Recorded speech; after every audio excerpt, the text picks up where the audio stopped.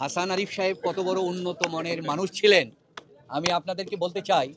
উনি উপদেষ্টা হওয়ার ৩ দিনের মাথায় রাত্রের ১২টার সময় আমাকে টেলিফোন করে কুশল বিনিময় করেছেন এবং আমাকে আহ্বান করেছেন, মামুন ২টার পরে মিনিস্ট্রি একটু নীরব থাকে, তুমি আসো, তোমার সাথে বসে আমরা প্রফেসর ইউনূস সাহেবের মামলাগুলি নিয়ে একটু পর্যালোচনা করি। উনি আমাকে এটা করেছেন। তারপরে ইউনূস সাহেব যখন বাংলাদেশে এসেছিলেন, আমি এয়ারপোর্টে যাওয়া হয় নাই, বঙ্গভবনও আমার যাওয়া হয় নাই, স্মৃতিসৌধও যাওয়া হয় নাই। ফলে ২৪ দিনের মাথায় তিনি আমাকে একটা টেলিফোন করেছেন। টেলিফোনটি আমি ধরতে পারি নাই, তারপরে তিনি আমাকে মেসেজ পাঠিয়েছেন। আমি বলতে চাচ্ছি, এই উপদেশটা তো বহুজনই হয়েছেন যাদেরকে আমরা বানিয়েছি। তার মধ্যে প্রফেসর ডক্টর মোহাম্মদ ইউনূস সাহেব টেলিফোন করেছেন এবং মেসেজ পাঠিয়েছেন টেলিফোন না পাওয়ার পর।